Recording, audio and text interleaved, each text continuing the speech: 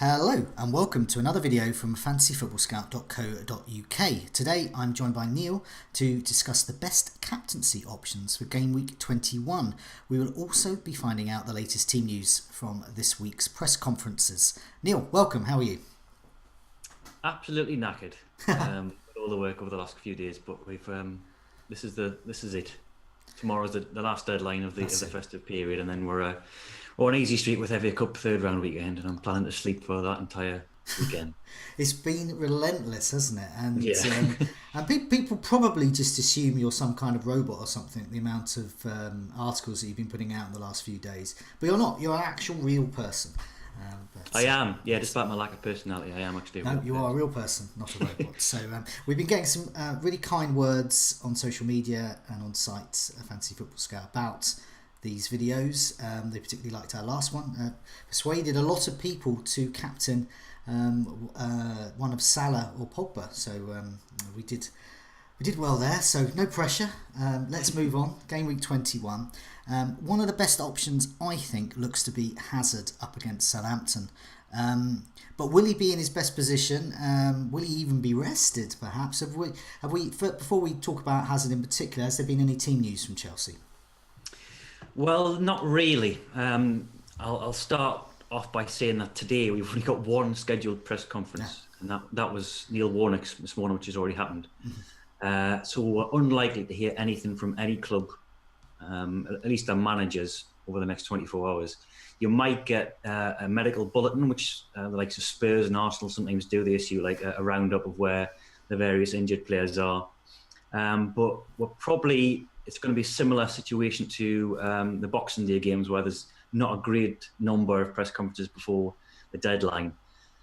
So nothing formal from Chelsea on the injury news, although we saw yesterday that there have been developments on that front. Giroud came off with a pretty serious looking ankle injury. I mean, he wasn't stretchered off or anything. I think he was able to get on his feet, but he was seen leaving the ground on crutches, which is never a good sign. No, that doesn't bode well for a start. Yeah, I'd be amazed if he plays any part whatsoever. We'll hopefully hear something from Chelsea today. I think Sarri said last night that they were going to consult medical opinion and then make an announcement today. But in his post-match interview, Sarri also said that they had problems elsewhere. So Danny Drinkwater, Loftus-Cheek and Fabregas. Now Loftus-Cheek's the important one there, I think, because he's another option out wide. They've got Pedro, who's definitely going to be out this weekend. He's got a hamstring problem. Hudson-Odoi, who missed the Crystal Palace game with a hamstring problem, he might come back. Mm-hmm. And then there's Loftus-Cheek, who's the third option on that right wing, who's played there in the Europa League and occasionally in the Premier League as a substitute. Now, if none of them are available, then Hazard's almost certainly going to be on the left wing with Willian on the right, and potentially Alvaro Morata playing up top. He was fit again, but he has been out of favour. But they really haven't got that many options. It could be that Loftus-Cheek's fit to play and he comes in on the right, but I'd certainly be prepared for another run out on the left wing for Hazard. Well, that's potentially good because Hazard's good left wing, but Morata being there. Now we know that this season, when Giroud plays in the centre, Hazard tends to do better. Obviously, he didn't at Palace, but when Morata plays there, his stats drop off and his threat drops off as well. So, what do we think about Hazard as the best captaincy option this week? Sounds like there could be a slight caveat, but Southampton... A slight caveat, I think, but I haven't got him. I sold him maybe it was about 6 game weeks ago. I'm thinking of bringing him back in this weekend and captaining him as well. He's my current choice at the moment. I haven't written captain sensible yet, but I'll sort of decide later on. But it's some debate over what is his best position. I mean, people might have been deterred this week because of how yesterday went. So it was a blank against Palace. He only had one shot, which was blocked. Didn't even reach the goalkeeper. But as we forewarned this in our last captaincy video, he got Wan-Bissaka. Yeah. So he's done this to numerous in-form left wingers over the season. Martial, Sane, they did the same with Aubameyang. And Palace were quite impressive, actually, the sort of defensive organisation, which I wouldn't expect from Southampton. Now, Southampton haven't had a clean sheet in 10 game weeks, I believe, and they're the only club to have got on such a run. So I think I'm leaning towards Hazard at this point, but we'll discuss the other options and possibly make a decision towards the end.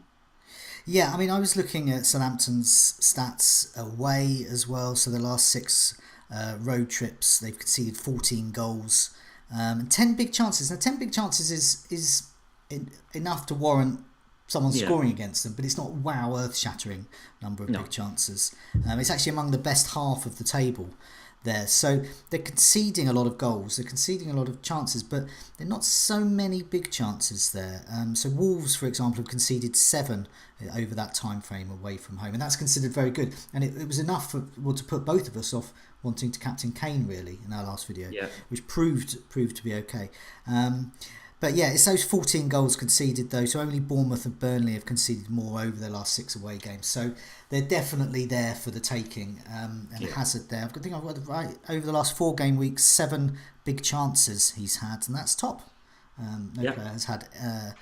in fact, Ashley Barnes, bizarrely, is second with 5th. Joint, them would have come yesterday Ashley Barnes is joint second with a couple of people that we do know, and we can discuss a bit later, Aubameyang and Salah. Yes. So that just shows where Hazard is. He's better than Ashley Barnes, but also better than Salah and Aubameyang in terms of big chances. I tend to agree with you there. I don't have Hazard. I'm very, very worried, and I have been looking at my team to see how I can get him in. I might not, but if I don't, I'll just get the sofa out, really, or I'll get behind the sofa. Let's look at Harry Kane. Another good fixture potentially away to Cardiff as well. So you mentioned we had some team news from Cardiff. Do we have any Spurs team news as well before we discuss Kane and this matchup? We don't. No, we as you say, we might get a little brief summary later on from the Tottenham medical team, but in the absence of that, we're going in blind, really. This is one of the many games I watched this weekend. It was I anticipated quite a tricky game for Spurs, but I didn't quite expect that result, or indeed the lack of real clear-cut chances for Spurs as a whole. I think they only had 1 shot inside the box as a team the entire 90 minutes, and that was a blocked effort from Eriksen. So Kane didn't touch the ball once in the penalty box. Now, we might expect a similar rearguard effort from Cardiff this weekend. They're coming into this off the back of 2 clean sheets, both away from home. You'd expect them, even though they're at home, I wouldn't anticipate them to change anything. I don't think they'll go for the jugular with Spurs. I think they'll produce a similar type of performance as they have done at Palace and Leicester. I would say that despite those clean sheets that Cardiff have racked up, they have conceded more attempts on goal and shots in the box over the last 2 game weeks than any other team. So the underlying stats sort of betray that newfound defensive solidity. Yes. And I think, Palace and Leicester aren't particularly renowned for the lethal forwards this season. They haven't sort of carved out a lot of opportunities. Vardy doesn't really suit Puel's style of play. And I think they'll have the defence more severely tested this weekend. This New Year's Day. I lose track of what day it is over Christmas. It's all every day's New Year's Day. But the other issue I would say is fatigue, which Pochettino did cite in his press conference. Now, Tottenham and Everton have got a worst run over Christmas in terms of turnaround time. I think it's just 6 rest days in between their games. And they look really lethargic. I mean, the fact that they didn't have any shots whatsoever in the second half of that game against Wolves sort of underlined how lethargic they were and how leggy they were. I'm not suggesting Kane will get rested, but I think some of the players behind him might.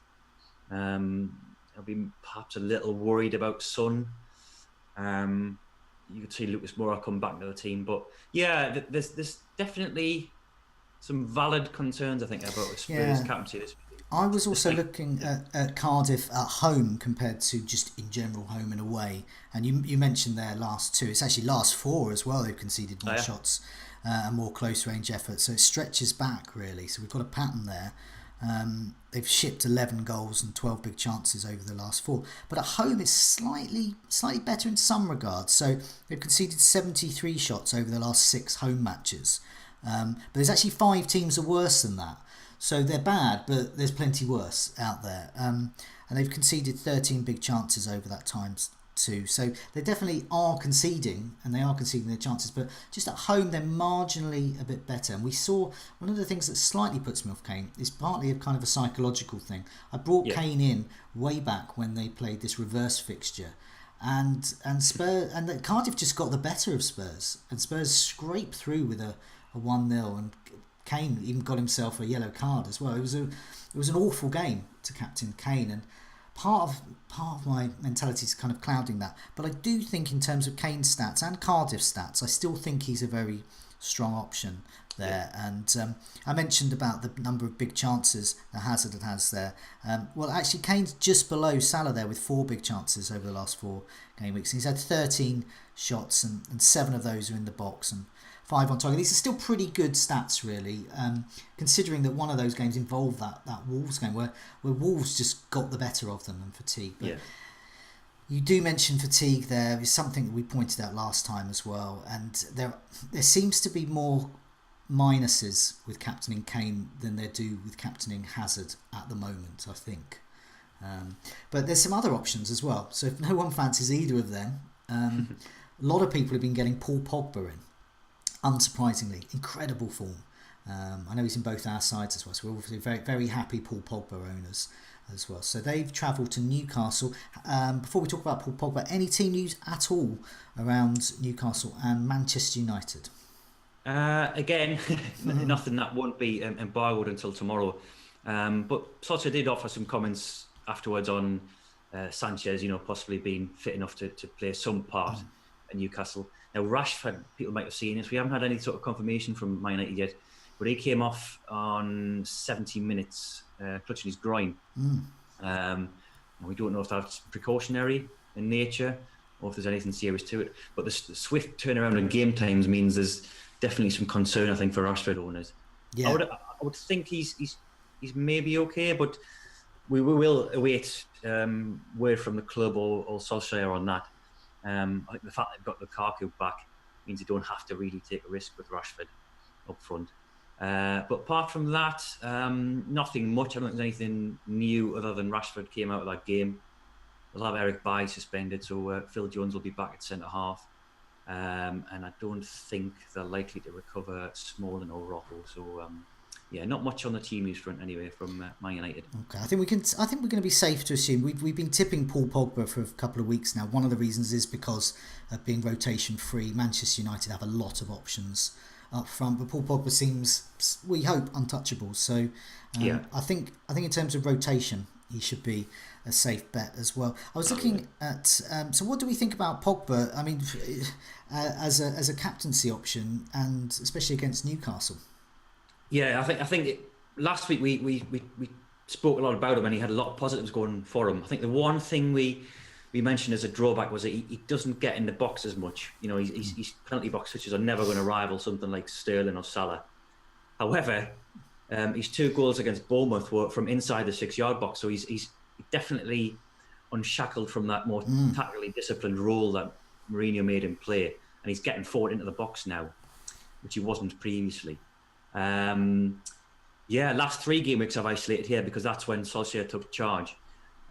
More shots on target of any player, that's 9. Joint most chances created, which is something we don't often look at for captaincy material. So he's got the assist potential too. He got another one yesterday with Lukaku's goal. And only Mitrovic has had more shots overall over the last 3 game weeks. 5 shots in the box isn't great. I think I calculated about 18 players have had more over the last 3 game weeks. But we mentioned this last week, his accuracy of shooting. I mean, he had another effort from, I think, possibly just outside the box or certainly on the edge of it, which Begovic saved brilliantly onto the post yesterday. He's got that unerring accuracy with his shots. Yes. But he's also good in the air. So one of his goals was a header yesterday. And Newcastle are notoriously bad at conceding chances aerially and from set pieces as well. So he's got that going for him, I think, this week as well. I think you're right. Now, I was just looking at the stats of that. Bit of coincidence. Newcastle have, over their last 6 home matches, have conceded 21 headed goal attempts. And that's really high. I think that's the highest. So we've got the likes of West Ham have conceded 20. And Burnley conceded 17. So they're right up there. They over those 6 home matches they've had, conceded 99 shots. That's the 4th worst as well. The only thing, I was looking at the stats though, so 12 big chances conceded, so that's bad, but not really bad. But they've only conceded 7 goals, so it's, they are definitely, there's a resoluteness there. So Paul Pogba's the kind of player who is, I guess, in that kind of Aaron Ramsey, Yaya Toure of old, where they just suddenly appear in the box like some kind of like locomotive and then just score with their one shot. And that's the kind of thing he's doing at the moment as well. I think that'll be a good thing this week as well. I think Newcastle, this will be a classic Benitez performance, which he usually reserves for either Big Six teams or away from home. I think he'll set up with 5 at the back. I think back to that Chelsea game was it game week 4 or 3 where they've just camped outside their own area. So I think the likes of Martial, Rashford, if he's fit, and Lingard won't get that much space. But Pogba arriving late into the box, I think he's certainly the pick of the Man United options this week. Yeah, definitely. He's definitely an option for me. My vice captain at the moment, Kane, is my current captain. But I'm very tempted, as I was last week as well. So maybe this week. Another option, Aubameyang. Now, a lot of people have been put off Aubameyang. He had, because of the Liverpool performance, but it was Liverpool. I believe he had 12 shots and 6 of those were from kickoff. I don't know whether that was made up, but I think it appears to be accurate. He did very little. So what do we think about Fulham? Aubameyang at Fulham at home. Do we think he's a good? Obviously, it looks good on paper. Yeah, on paper, it's a standout fixture, isn't it? I think when I got Aubameyang in on my wild card, this was one of the fixtures I'd banked on him for. I thought this looked absolutely prime captaincy material. His stats are quite good. Last 6 game weeks, most big chances of any player. 8 big chances he's had. He's 4th for shots in the box. He's 3rd for shots on target. Yes, that Liverpool game, he didn't particularly shine, but I thought Arsenal showed decent enough attacking intent. I thought they can score against anybody. I think they certainly score against Fulham.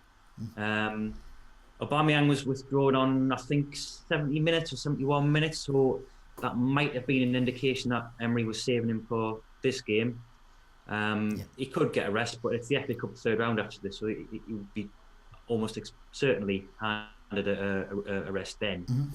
Now Fulham, so they've been towards the bottom end of the defensive statistics tables over the course of the season. So things like big chances conceded and shots in the box conceded. However, in the last 3, since Ranieri stumbled on this 3-4-3 system, a wing-back system, they've banked 2 clean sheets. They have conceded fewer shots in the box than all bar 2 teams. Wow. And this is the best of the lot. They've only conceded 1 big chance, which is the best of any Premier League team over the last 3 game weeks. Wow. So we've had some revelations in our time over these videos. Watford being the new whipping boy. Fulham, the new defensive fortress side. Wow. Like AC Milan or something of the 90s. They are the AC Milan of West London. Incredible. Okay, that is an incredible stat. I don't. If I owned Aubameyang and didn't own Hazard, it might. Oh, I don't know. It would certainly get me thinking. It's got me thinking. Yeah. Okay, we put a bit of panic in Aubameyang owners, so let's move on quickly. City hosts Liverpool. This looks tough to call, but is it? Any news from either of the Liverpool or Man City camp? But also, what do we think about Salah as a captain? He's great form. Yeah, fantastic form. This is a fixture I think I'd be staying clear on because you just don't know what's going to happen. It could be a 4-3 of last season. It could be a 0-0 of earlier this season. The sort of words coming from Guardiola suggest that he's going to go for it. I mean, they can't really afford to draw this game. They need to peg some of the points back. I think Klopp will perhaps go more conservative than he has been. I can't see him playing 4-2-3-1. I think he'll put an extra midfielder in at the expense of Shaqiri. Yeah, Salah's stats. Last 6 game weeks, 7 big chances. That's only one fewer than Aubameyang. 15 chances created, joined fourth, and shots on target 11. Only Rashford's got more than that over the last half dozen matches. Yeah, I think I'd be staying clear of it. I mean, you'd be sort of mad to completely disregard Liverpool options on any week. Particularly with Man City's defence, that they haven't particularly been great. Last 7 game weeks, no clean sheets. You're going to discuss some very pertinent stats in a second about Fernandinho. Yeah. But I think probably not. I mean, it seems mad to bat against a guy who's just returned 3 successive 12-point returns. But I did see that he's only had 2 shots from open play in the last 2 game weeks, Salah. He scored, his 2 goals have come from the penalty spot, which is, of course, is a great tool in his locker. But yeah, I think there are definitely better options this week. He could definitely go and score. Yeah, of course he could. But I think there are enough convincing options elsewhere. And as you're about to point out, there might be a significant. Yes. Now, I think a lot of people have been put off. I think it goes with fantasy football. There's kind of bandwagons and trends occur, and people get a little bit carried away, I think, sometimes. Man City have performed very poorly in recent weeks. The link there is Fernandinho hasn't been around. When he came back, they performed much better. But I think people are in the mindset that Man City are there for the taking because they haven't kept the clean sheets, but they're not conceding a lot when Fernandinho is around. So I think this could be quite a cagey affair, which is putting me off. I'm not suggesting it'll be 0-0, but I can't see a lot of goals here. And Fernandinho. Okay, so I compared game weeks 1 to 17, and which is broadly Fernandinho time, and game week 18-19 when he was out. So they're definitely out. In that game weeks 18 to 19, they conceded 2.5 big chances a match compared to just 1 over those other games. They also conceded 6 shots in the box on average without Fernandinho, just compared to just 4.6 there. And the attack as well is much better when Fernandinho's there. 2.3 shots in the box on average with him, just 1 shot in the box without. So the shots on target have also halved without him. I know David Silva also came back. Obviously, he's going to be contributing to that as well. But I think there's definitely a common link there. I think it's something that I think a lot of pundits are looking at, really. Fernandinho is the heartbeat. He's creating the opportunities for the attackers, and he's helping that back line as well. If I see him in the team sheet there, I think Salah's got less chance of getting a haul. If I see Fernandinho's not there, then I'll probably wish I'd captained Salah. I think it's a really, I don't know, it's a nice, neat and tidy analysis. Yeah. They're great with Fernandinho, basically. What about some other teams as well? Have we got any other team news? And are there any potential captaincy options that you think we should mention? Again, nothing major on the team news front. We added a few updates after the games in game week 20, but nothing today from the clubs themselves. Okay. So we saw Nathan Aki limp off yesterday for Bournemouth. I'm struggling to think of anything else, to be honest, off the top of my head. Okay. Yeah, in terms of captaincy options elsewhere, there are a couple of decent fixtures. I mean, Everton's at home to Leicester, West Ham's at home to Brighton. I think the thing that would put me off both of those teams, Everton and West Ham, and their assets within there, so Richarlison and Anderson, is fatigue. Yeah. So we mentioned earlier on about Everton having the most brutal turnaround time between games, and West Ham are really stretched. I mean, they've got 10 injuries, I think, on average, just back to fitness, looked a little bit rusty. And both of those teams were sort of bullied by Brighton and Burnley in game week 20. And I think both of the managers, Silva and Pellegrini, I know it's an easy excuse, but I think there is some valid points in there about fatigue being an issue. Yeah, I think so. We pointed out a few videos ago about this this turnaround of fixtures, and Everton and Spurs is brutal, really, for them.